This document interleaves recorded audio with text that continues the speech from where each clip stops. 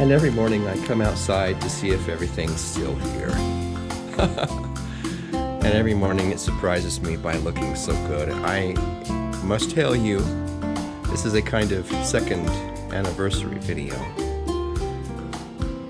We started work on this little backyard around the 5th of November, and I got a notification from Facebook that I had done that. And if you've been following me on Facebook, you know that this whole area was just a disaster. The floor beneath was fair, but it wasn't pleasant. Had been a poor choice. Well, we started by tearing out what was left of the grass back there. And I had drawn up an idea, which was to put in these columns. And I asked a couple of the guys that work here in other jobs, and they said, yeah, we can do this. And I said, are you sure? Because it's kind of an extravagant design that will take a while. And no, they said, we can do it. I can do this. And so between Rolando and Jose, they built the columns. Well, we first actually started with the pathways, the concrete pathways around the outside, and then we set in the concrete columns here, eventually filling in the middle pathways. I am used to having a large property.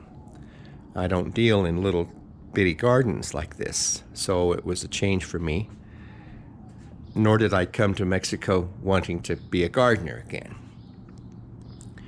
But this area was so dreadful, so embarrassing, that I thought I had to do something, right or wrong. Like my dad used to say, do something even if it's wrong, which was his sarcastic manner. But anyway, it stuck with me. And so here we are. And now, as I said, that was 2 years ago. Now, to be honest, this was actually done 1 year ago. All of this was here a year ago. Construction was about 5 months. And towards the end, I started planting things.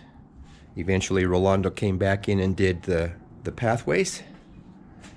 And I have something over here I got to pick up.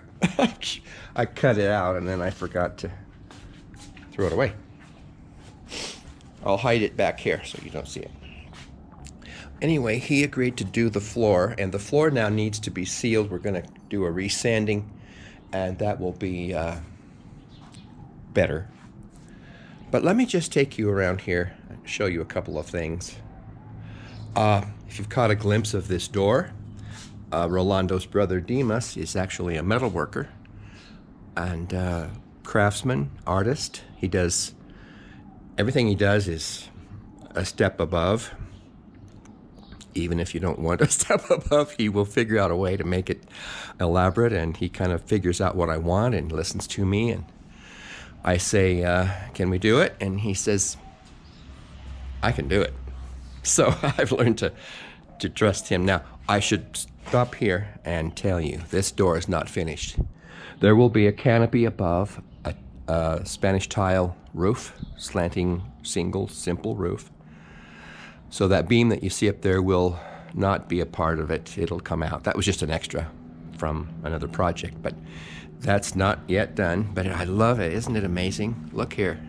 Look at the work he put into this. We had seen this on the internet. We were both looking for ideas. I had an idea that was simple, and he thought it deserved to be something better. And so once he found that picture, he was on a mission. And so it's kind of exactly like the picture. Originally, here where you see this bougainvillea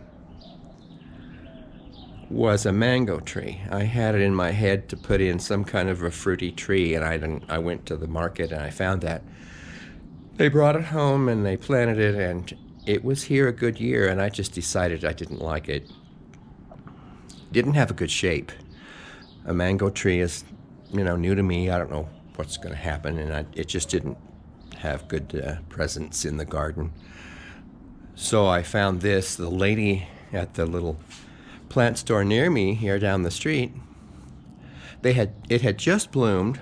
This would have been like August, maybe. I put this in August, July, August.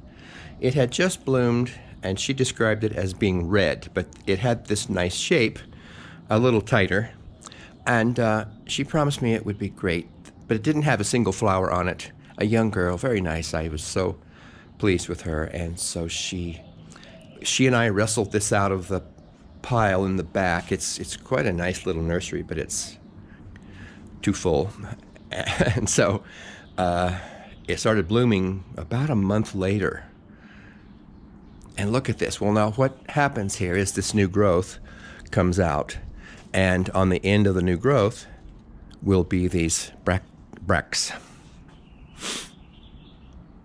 It's purple. All of this long growth here is new. It was about half this size. Now, when it finishes blooming, one of my guys here will cut it back. He's a bit of an expert on bougainvillea, and I'm not, so I'll let him do that. And he said he would cut that back again, and it would slowly then grow taller. Our objective is for this to be a tree, not a bush or a vine, and that's how it was intended. Here I used to have a spiral, and so when we planted this our bougainvillea tree, I started to change it. It will eventually be a little rounder. But back here you can see some of the little things that I put in. This Madagascar palm has doubled in size. These can grow quite tall, so I'm expecting that. It's okay if it does. But just look how pretty it is. And down below, the spikes. The internet tells me this is also known as pachypodium, which is technically a succulent. I try to plant a lot of different sorts of things. Basic grassy accent plants, which are just for some green splash. Back in there is an orchid that's blooming again. Here with the red, you see I have 3 clumps of these things. This thing here is actually, let me come up here. It's actually one of 3 clumps of papyrus. There's one over here, in fact. Now, they are a little hard to control. They have these heavy bonbons of green, and they're up to 10 feet there or more. And they don't last forever. They live a month or 2 and then dry out. Here you see a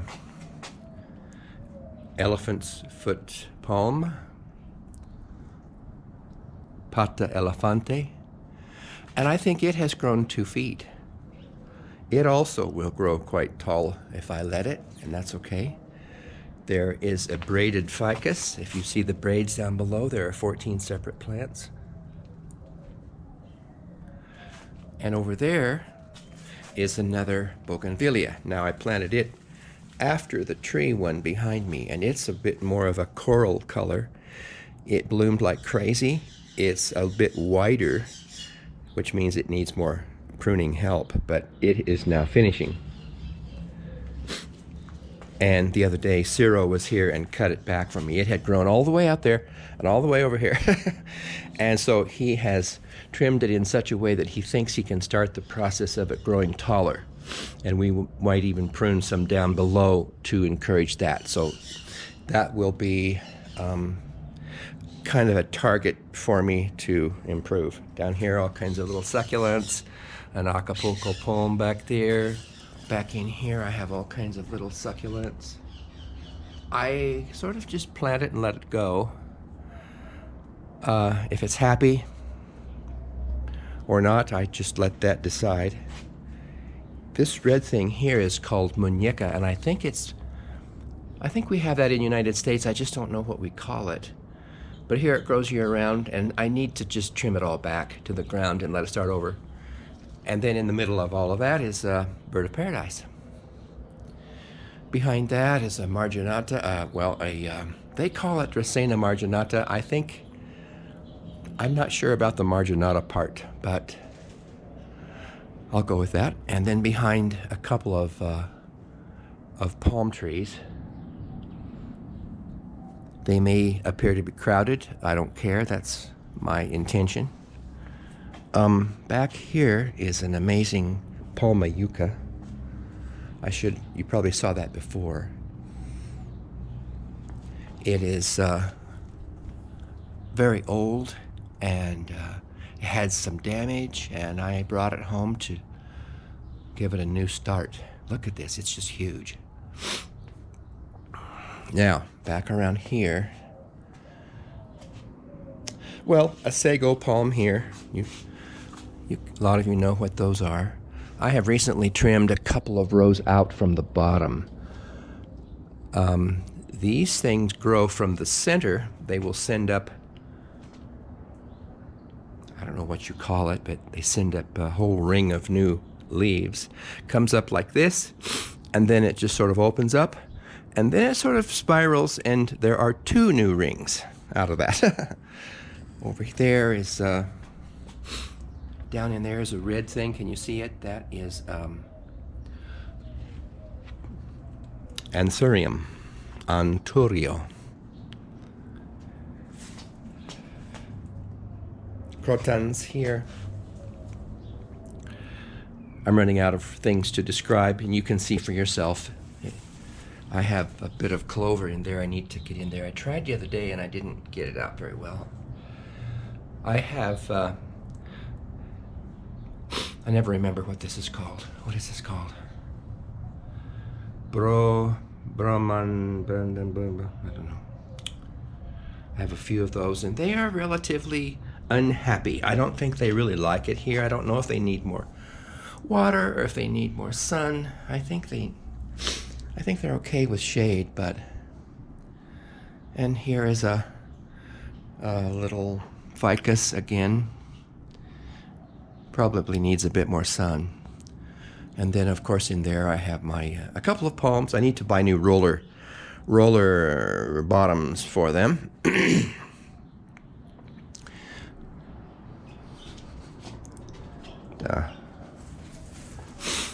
I'm here a lot, evenings, mornings, afternoons. Even in the afternoon, it's always cool back here. I have a light above. I was looking for something a little fancier, you know, but that was on sale, I think, at a hardware store, and I said, that's good enough. I'll make it work. Demas also did the grill work back there. That was super heavy. I can't, the sun is wrong, I can't get a good picture of it for you. My hummingbird feeder. Well, it's not all that big. In pictures on Facebook, you probably think it's huge. It isn't, it's tiny. And I've tried to do the best I can with what I have. That's the way gardening works. But in this case, I also needed to just give it some kind of big character, big personality. And I think I've done okay with that. And upstairs, there's my room, my bedroom, looks out over the back. And the sun is coming up now. I wanted to come out here earlier today to catch the mood of the place. It's so pretty in the morning light, and again in the evening light. Demas will be back soon, where this window project might be finished within the next week or two, or more, I don't know. It's just now starting. Again, kind of an elaborate project that will cost me more than I intended, but Demas likes a project, so I'll let him do it. We recently went to Escolasticus, which is a little town south of here, and that town is famous for the Cantera mines or quarries. I don't know where this came from. It might have come from there, but Escolasticus is known for its specialty products, not just massive or stone simple patio pavers, but more elaborate projects. And I mean, just seriously talented sculptors there. And in fact, I have another video on the channel right before this one. So if you're curious, go look at that. I will be going back to see it again. And more about that later. But isn't this pretty? It just comes out really nice. I should also, since I'm talking, and this is all in one take, the roof design has changed from the original plan. I had thought in elaborate terms, I'm going to have them build me a really nice, big, solid, massive beamed roof with Spanish tiles, and it'll weigh 40 tons and it'll look awesome. But I just kept thinking that's not only a lot of money and a lot of work, but it would make the whole place very dark. And while I like that feeling of this like being a whole other room, like a, what do they call it, a loggia, or another version of that one. But I just thought, why not do something simpler? So we're going to put in beams of some kind, probably like this one behind me.